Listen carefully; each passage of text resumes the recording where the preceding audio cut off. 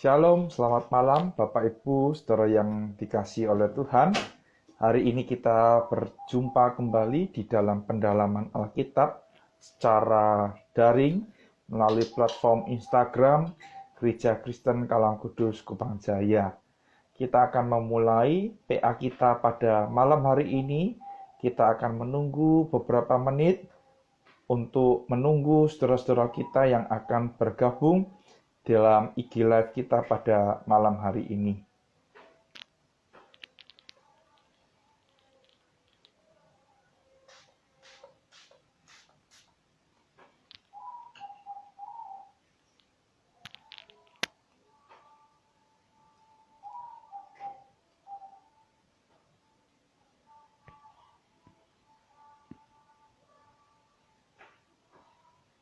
Saya berharap Bapak Ibu saudara berada di dalam kondisi yang baik dan sehat, sekalipun kita saat ini menghadapi sebuah kenyataan atau realita bahwa jumlah orang yang terpapar di COVID-19 di Indonesia saat ini masih tinggi. Kita terus berharap, berdoa, kemurahan Tuhan boleh dinyatakan di dalam kehidupan kita, bangsa Indonesia, demikian juga dengan kehidupan kita, warga negara Indonesia. Ya, saat ini sudah ada yang bergabung. Bu Betty, selamat malam. Kita akan menunggu beberapa menit ke depan untuk menunggu saudara-saudara kita yang akan bergabung di PA kita malam hari ini.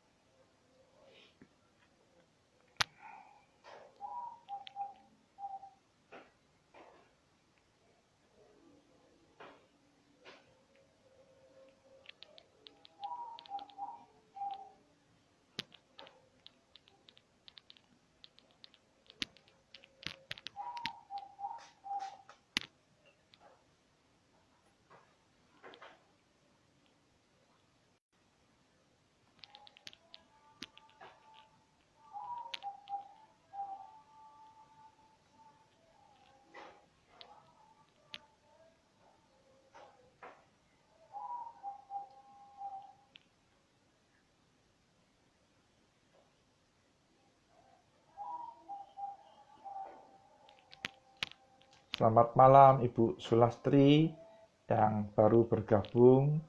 Selamat datang. Kita akan menunggu berapa menit lagi untuk memulai PA kita malam hari ini ya.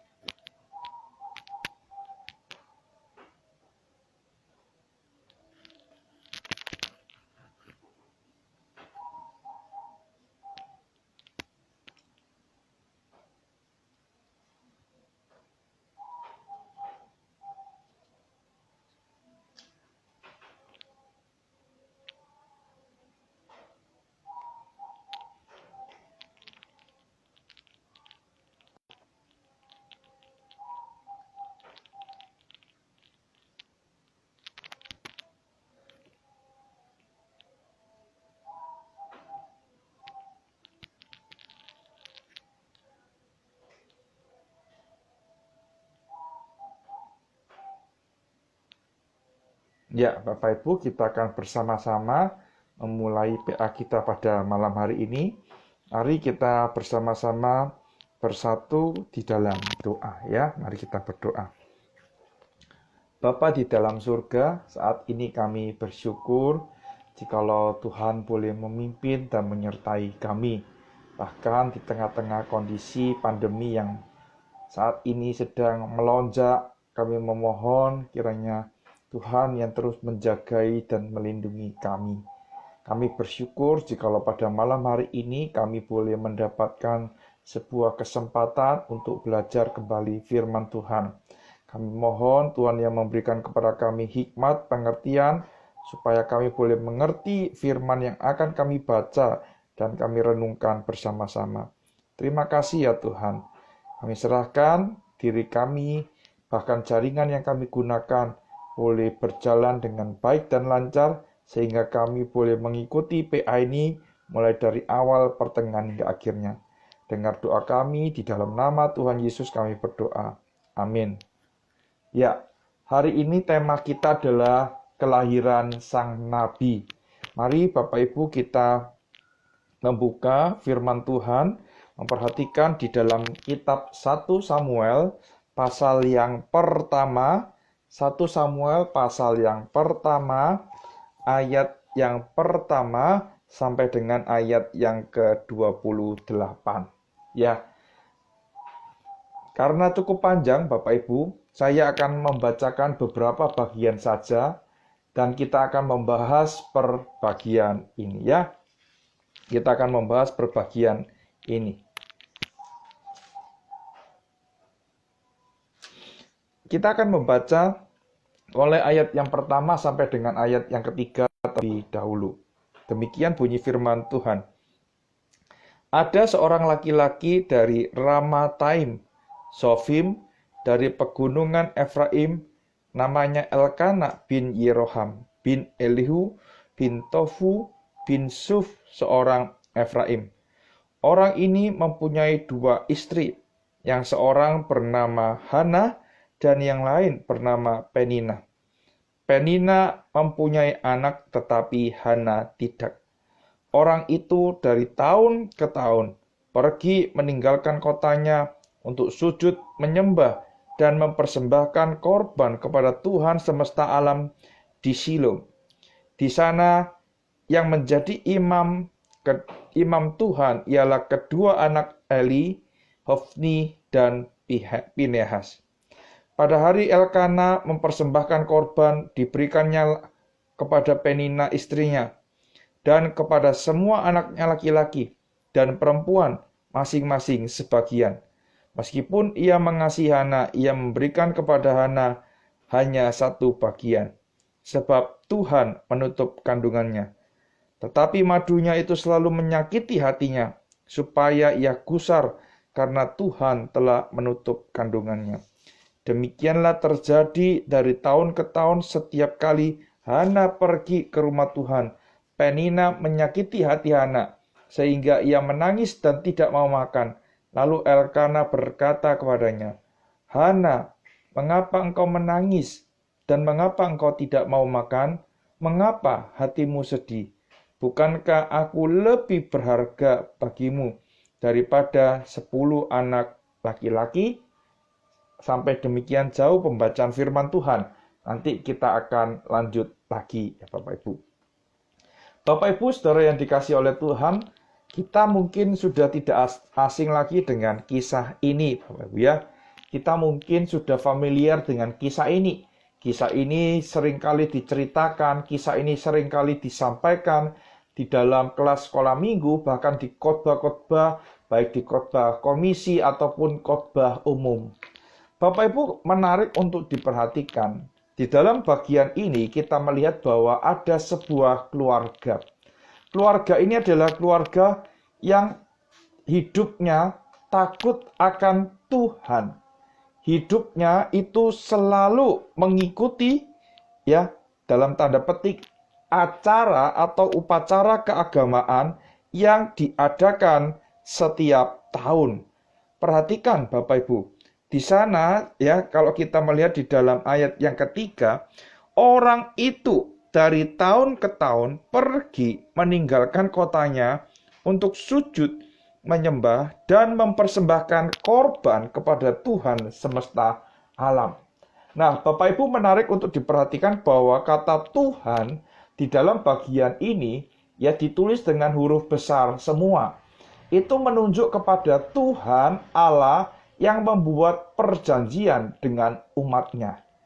Ketika Elkana membaktikan diri kepada Tuhan, itu adalah sebuah reaksi, sebuah tindakan yang memang seharusnya itu dilakukan oleh umat Tuhan.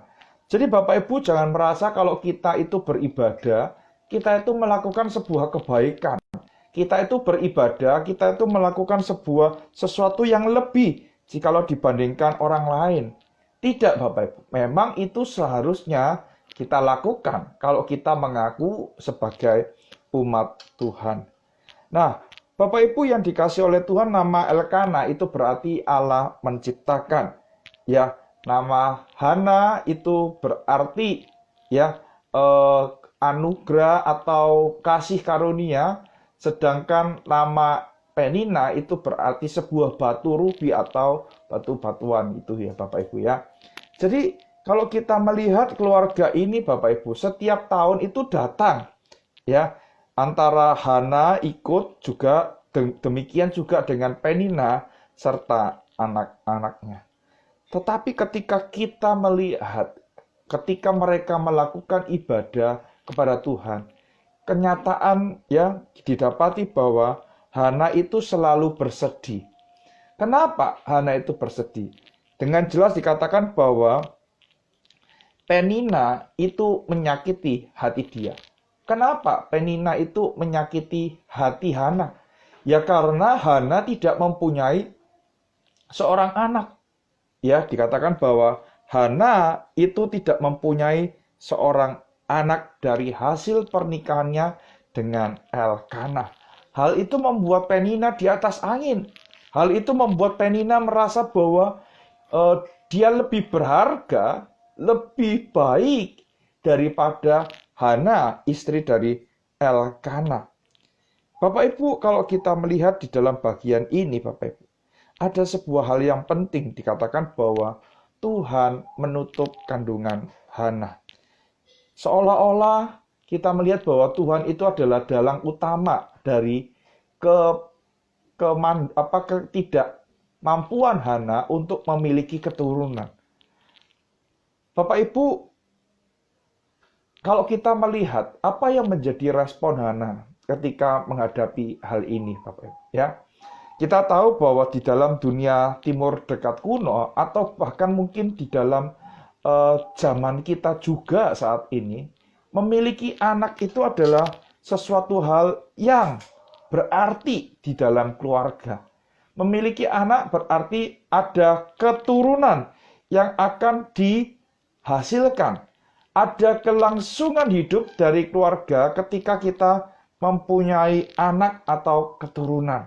Jadi Bapak Ibu, anak itu adalah sesuatu yang penting di dalam kehidupan suami istri atau di dalam kehidupan sebuah keluarga. Nah, kalau kita memperhatikan Bapak Ibu ya, di sini ada nama-nama seperti Elkana, terus kemudian Eli, begitu ya. Tetapi kalau kita melihat Bapak Ibu, ya, tokoh utama dari bagian ini adalah siapa Bapak Ibu? Pasti Bapak Ibu sepakat dengan saya, tokohnya adalah Hana. Ya, ada seorang penafsir yang mencoba mengetahui Bapak Ibu ya, mencari tahu ya, kalau kita melihat di dalam bagian ini, kita mendapatkan pembagian namanya itu seperti ini Bapak Ibu ya. Kemunculan nama Hana, terus kemudian kemunculan nama Penina, terus kemudian ada lagi Penina, dan ada lagi Hana. Bukan Penina yang menjadi aktor utama di dalam bagian ini, tetapi Hana yang menjadi pemeran utama ya yang disampaikan di dalam bagian ini oleh sang narator. Nah, Bapak Ibu yang dikasih oleh Tuhan, menarik untuk diperhatikan. Seperti yang saya katakan ya, bahwa kehidupan seorang umat Tuhan itu tidak terlepas dari yang namanya pergumulan atau masalah. Bahkan di dalam bagian ini jelas dikatakan bahwa Tuhan menutup kandungan Hana. Bapak Ibu, kalau kita mendengar kata ini, mungkin ya kita sebagai umat Tuhan bisa saja marah. Kenapa? Tuhan yang kita kenal itu adalah baik, Tuhan yang kita kenal itu adalah kasih, Tuhan yang kita kenal itu mengabulkan doa, ya memberikan yang terbaik. Kok sekarang secara aktif Tuhan itu menutup kandungan dari anak? Bapak Ibu, seringkali kita bisa jadi kecewa. Percuma aku ikut Tuhan. Percuma aku melayani Tuhan. Toh nyatanya juga kandunganku ditutup. Berarti ya. Bapak Ibu, seperti yang saya katakan tadi, Elkana itu adalah umat Tuhan. Demikian juga Elkana dengan istrinya dan anak-anaknya. Mereka adalah umat Tuhan, umat kepunyaan Tuhan. Itu ditunjukkan lewat penyembahan yang mereka lakukan dari tahun ke tahun, ya, yang mereka bawa korban, mereka mempersembahkan yang terbaik kepada Tuhan. Tetapi apa yang menjadi respon dari Hana atas kegagalan yang dialami di dalam kehidupan Hana? Apa yang menjadi respon Hana ketika Hana tahu bahwa kesetiaannya itu tidak tidak digantikan atau tidak dibalas oleh Tuhan dengan adanya anak di dalam kehidupan pernikahan mereka. Mari Bapak Ibu kita melihat ya bagian selanjutnya. Kita melihat kalau tadi kita sudah membaca ayat 1 sampai 8, kita melihat ayat 9 sampai dengan ayat 18. Bapak Ibu, secara manusia kita tahu tidak mempunyai anak itu mendatangkan kesedihan tersendiri. Ya, ada banyak anggapan, ada banyak rumor yang mungkin ya, ada banyak anggapan atau banyak rumor yang mungkin dialami oleh Hana ini. Ya, dan itu wajar Bapak Ibu. Dan itu tentu saja membuat hati Hana itu bersedih. Ya, di dalam ayat yang ke-10 dikatakan begini Bapak Ibu. Dengan hati pedih ia berdoa kepada Tuhan sambil menangis terseduh-seduh. Bapak Ibu, ini adalah ungkapan ya, ekspresi dari hati Hana yang setiap tahun kalau bertemu dengan Penina itu selalu disakiti. Dan kalau kita melihat Bapak Ibu, ketika Hana berdoa kepada Tuhan, ya, Imam Eli yang ada di sana itu menuduh Hana dengan sebuah tindakan yang tidak baik. Dikatakan bahwa Hana itu sedang mabuk oleh anggur. Hatinya sudah bersedih, ditambah lagi dengan anggapan dari pelayan Tuhan yang tidak benar. Apa yang terjadi Bapak Ibu? Hana bersedih. Bapak Ibu yang dikasihi oleh Tuhan, wajar bagi seorang anak Tuhan ketika mengalami sesuatu pergumulan, ketika mengalami suatu masalah yang berat, memiliki kesedihan, memiliki beban berat, itu sesuatu yang wajar Bapak. Adalah sesuatu yang tidak wajar ketika kita memiliki pergumulan dan beban berat, kita itu senang-senang, berhura-hura begitu ya. Bapak Ibu, respon Hana ini adalah sebuah respon yang wajar sebagai seorang manusia. Ketika hatinya disakiti, ketika dia mendapati sebuah kenyataan yang tidak seindah yang dia bayangkan, dia tentu saja bersedih. Tetapi Bapak Ibu, respon yang paling penting yang kita dapat lihat di dalam bagian ini adalah apa Bapak Ibu? Hana tidak pernah menyalahkan Tuhan di dalam kehidupannya. Hana tetap datang dengan penuh pengharapan di dalam doa kepada Tuhan. Bapak Ibu, respon ini seringkali tidak didapati di dalam kehidupan umat Tuhan. Ketika kita menghadapi pergumulan yang berat, seringkali kita bertanya kepada Tuhan. Bahkan mungkin seringkali kita mempertanyakan Tuhan. Apakah ini sudah yang terbaik dari Tuhan? Kenapa Tuhan mengizinkan ini terjadi? Ya, sudah jatuh ketimpa tangga. Bapak Ibu, masalah yang satu belum selesai, masalah yang lain sudah muncul. Kenapa Tuhan ini terjadi? Kok kenapa aku yang mengalami, bukan yang lain? Respon-respon seperti itu biasanya didapati ketika orang mengalami pergumulan, ketika orang mengalami masalah, ketika orang menghadapi sebuah kenyataan bahwa apa yang ia pikirkan, apa yang ia Dan bahkan apa yang ia impikan tidak sesuai dengan harapannya. Saya yakin Bapak Ibu, Hana berdoa bukan cuma saat itu saja. Setiap tahun, dari tahun ke tahun, ketika dia datang bersama-sama dengan Penina dan Elkana suaminya, dia mengalami kesedihan yang seperti itu. Dia datang kepada Tuhan, memohon pertolongan dan kemurahan dari Tuhan. Nah, Bapak Ibu, sekalipun Eli menanggapi dengan tidak baik, tetapi Bapak Ibu, Hana tetap datang kepada Tuhan, tetap berharap kepada Tuhan, dan tidak pernah menyalahkan Tuhan. Coba kita lihat Bapak Ibu ya, di sana dikatakan ketika perempuan itu terus-menerus berdoa di hadapan Tuhan di dalam ayat 12, Eli mengamati mulut perempuan itu. Dan karena Hana berkata-kata dalam hatinya, dan hanya bibirnya saja bergerak-gerak, tetapi suaranya tidak kedengaran, maka Eli menyangka perempuan itu mabuk. Bapak Ibu, ya, kita dapat melihat kesedihan hati Hana, ya, ditunjukkan lewat apa? Ketidakmampuan dia untuk menyampaikan permohonannya dengan membuka suara. Kenapa Bapak Ibu? Karena kebudayaan pada waktu itu Bapak Ibu, orang itu selalu berdoa dengan bersuara. Ya. Orang itu selalu berdoa dengan membuka suara. Berdoa menyampaikan permohonan kepada Tuhan dengan bersuara. Karena saking beratnya, ya, karena saking beratnya tekanan hidup yang dialami, maka dikatakan Hana itu berdoa dengan tidak membuka suara. Bapak Ibu, kalau kita melihat ya, di dalam beberapa bagian ya, di dalam beberapa bagian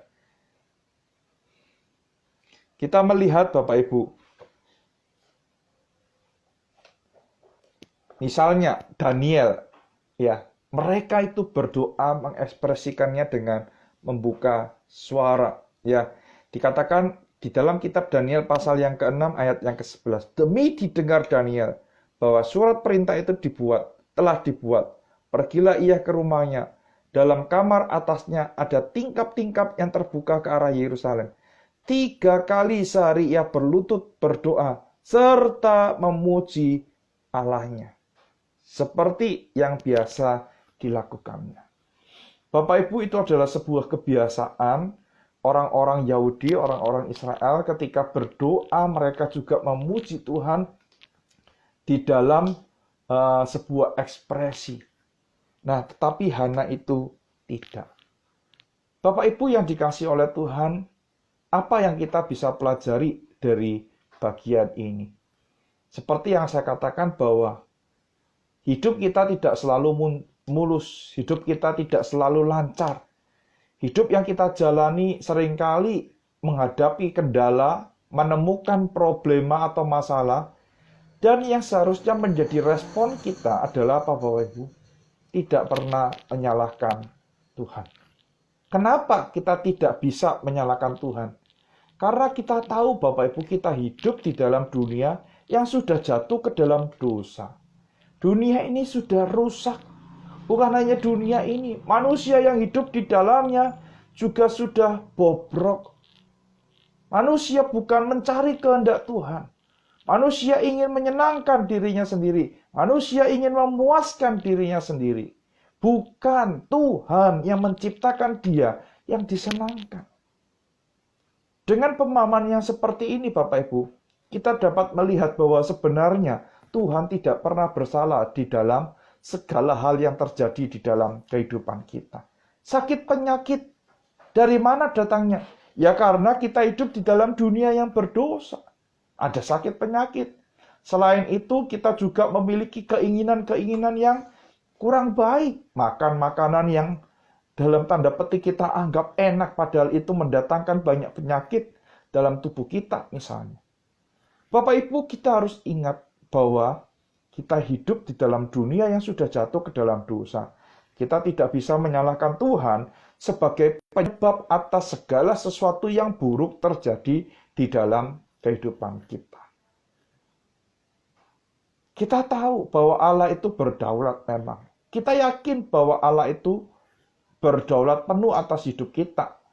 Tetapi bukan berarti Allah itu adalah penyebab dari segala sesuatu yang buruk yang terjadi di dalam kehidupan kita. Ya, oleh karena itu Bapak Ibu, ketika kita menghadapi pergumulan, ketika kita menghadapi masalah yang berat, mari kita coba menempatkan diri, menempatkan Tuhan dalam posisi yang benar. Jangan sampai karena kemarahan kita, karena emosi kita terus menyalahkan Tuhan. Kenapa Tuhan lahirkan aku di dalam keluarga ini? Kenapa Tuhan ketemukan aku dengan suami atau istri yang seperti ini? Yang tidak bisa membuat aku bahagia misalnya. Yang bisanya membuat hatiku bersedih. Kenapa Tuhan? Bapak Ibu, mari kita sadar dan memohon ampun kepada Tuhan. Jikalau seringkali kita menyalahkan Tuhan atas segala sesuatu yang terjadi di dalam kehidupan kita. Hal yang kedua, melalui bagian ini yang kita bisa pelajari adalah apa, Bapak? Kita terus memiliki pengharapan di dalam doa kita kepada Tuhan. Bapak Ibu, seringkali ya kita tidak mendapatkan apa yang kita inginkan. Karena apa, Bapak Ibu? Karena kita tidak pernah berdoa. Seringkali kita itu berharap bahwa ketika kita berdoa, Tuhan akan segera menjawab. Ketika kita berdoa, Tuhan langsung menjawab. Kita hidup di dalam dunia yang serba instan. Makanan-makanan banyak yang instan, cepat saji. Makanan-makanan itu ya, yang instan itu bukankah yang enak, apalagi di tanggal-tanggal tua ini, Bapak Ibu. Ya. Makanan-makanan instan itu menjadi konsumsi kita setiap hari. Kita suka dengan yang cepat. Kita tidak suka dengan yang namanya proses. Kita ingin hari ini berdoa, besok segera dijawab Tuhan. Bapak Ibu, cara kerja Tuhan itu tidak demikian. Dan kita harus ingat kita ini bukan Tuhan. Bukan kita yang menentukan, tetapi Tuhan yang menentukan. Bapak Ibu, seorang bapak gereja yang bernama Agustinus. Dia bertobat itu karena ibunya berdoa. Dan selain memang karena pasti anugerah Tuhan. Tetapi Bapak Ibu, kalau kita melihat di dalam sejarah gereja, ibunya Monica itu berdoa cukup lama bagi pertobatan Agustinus. Jadi Bapak Ibu, ketika kita menghadapi masalah, ketika kita menghadapi pergumulan, mari kita terus bertekun di dalam doa. Bertekun di dalam doa. Menaikkan segala permohonan kita ini di dalam doa kepada Tuhan. Seringkali Bapak Ibu kita doanya Senin Kamis. Bukan hari Senin dan Kamis. Tetapi adalah doa kita jarang-jarang. Ya syukur-syukur kalau gerejanya ada ibadah doa. Ya doanya cuma hari itu saja. Bapak Ibu, pergumulan-pergumulan hidup tidak bisa kita lewati kalau kita berdoa Senin Kamis. Tetapi kita terus berdoa dan terus-menerus berharap bahwa Tuhan akan menolong dan membuka jalan atas setiap pergumulan kita. Nah, Bapak Ibu, di dalam doa itu, ya kalau kita melihat di dalam bagian yang kita pelajari ini, ya di dalam kisah Hana dan Penina ini, Bapak Ibu, kita mendapati bahwa Hana menaikkan sebuah nasar, ya. Hana menaikkan sebuah nasar. Dikatakan demikian, Bapak Ibu, ya.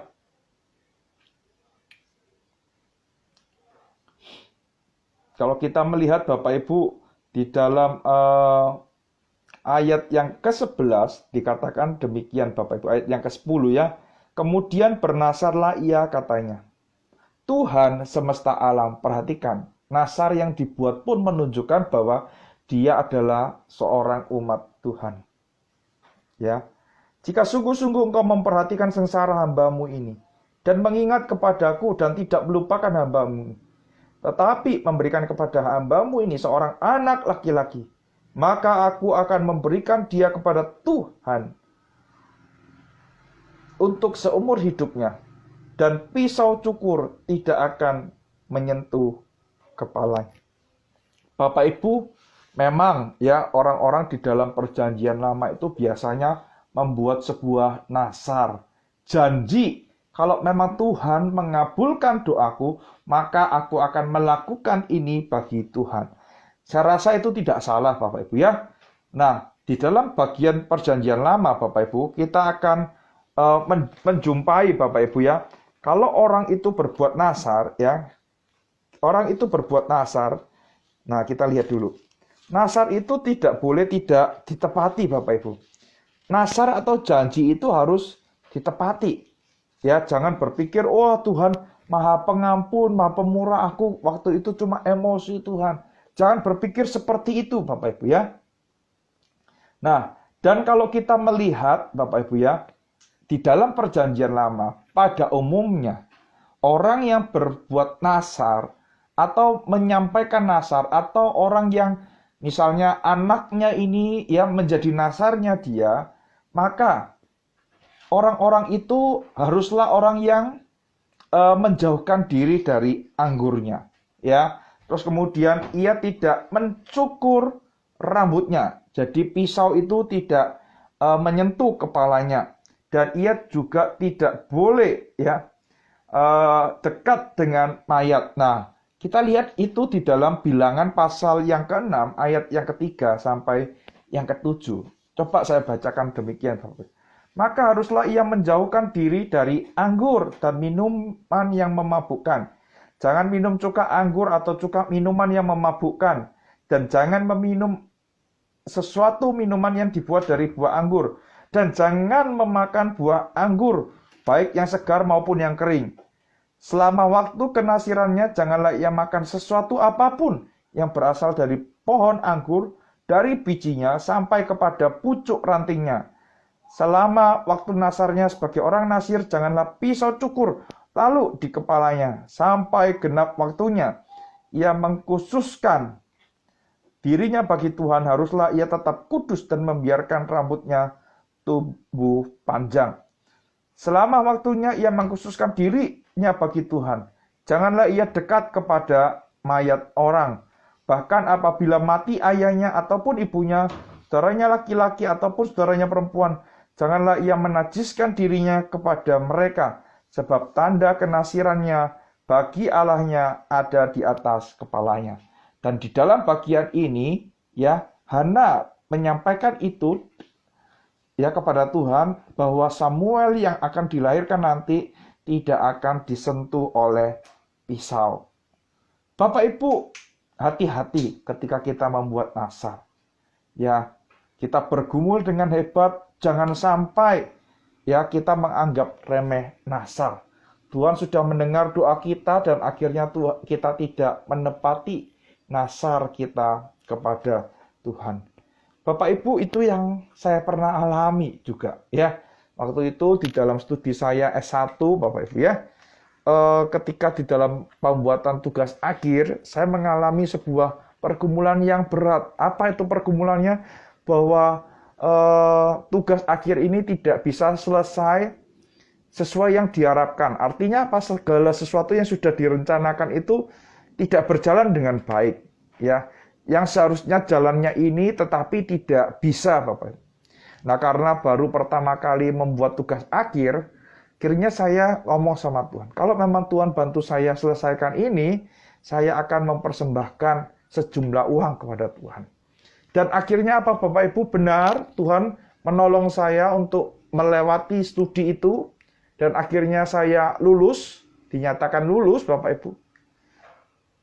Saya terus diingatkan oleh Tuhan, kamu pernah berjanji pada Tuhan, harus memberi persembahan ini.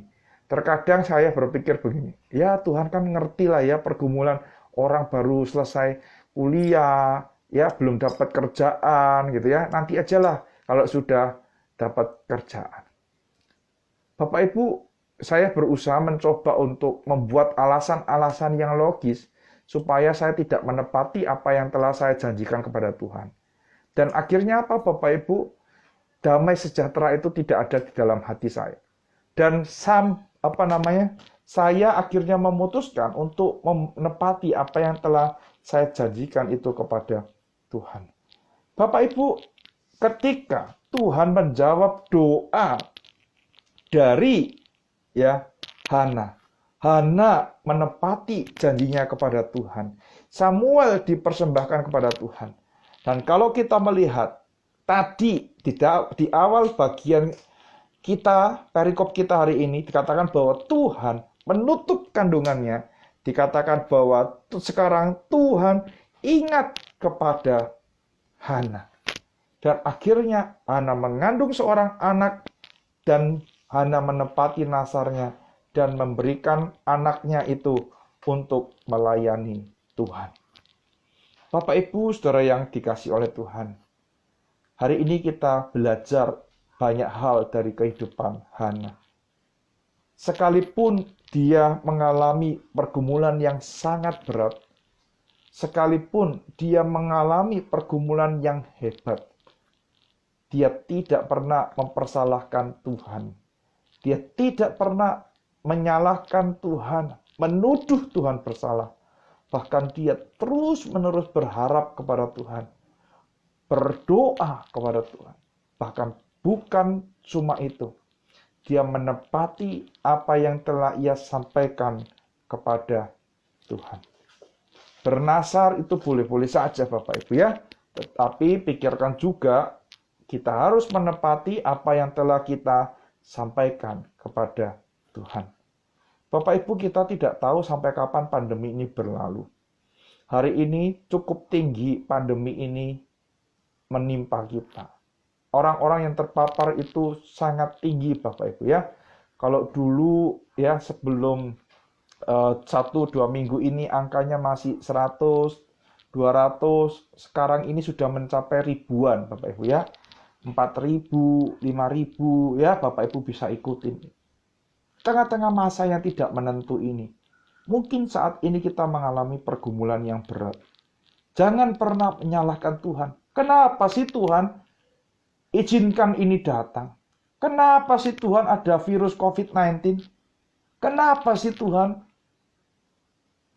Bapak Ibu, mari kita belajar mengenal Tuhan kita.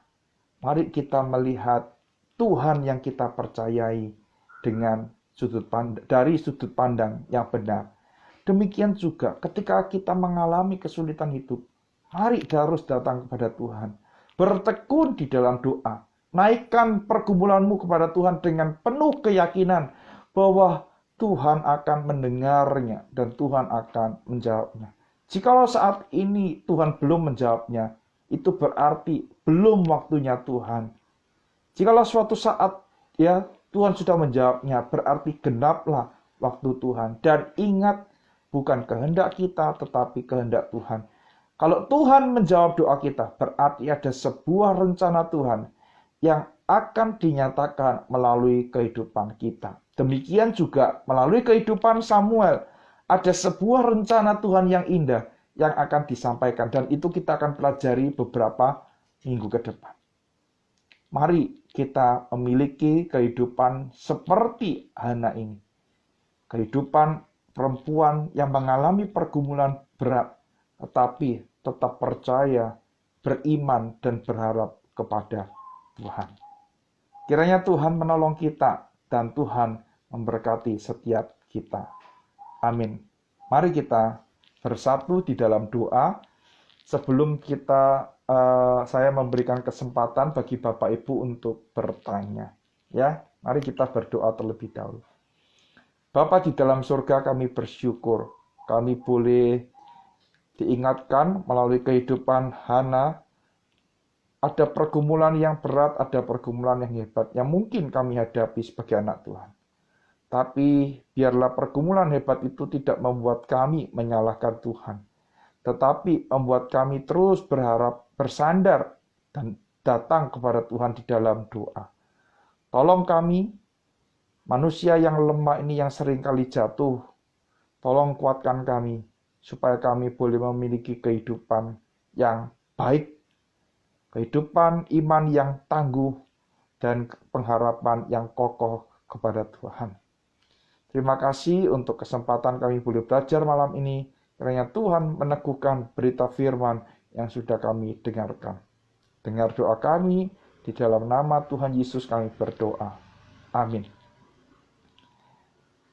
Ya, saya persilahkan bagi Bapak Ibu yang mau memberikan pertanyaan di dalam IG Live ini, silakan. Ada kolom yang ada tanda tanyanya, Bapak Ibu bisa bertanya di sana, dan saya akan berusaha untuk menjawabnya jikalau sudah ada pertanyaan yang masuk.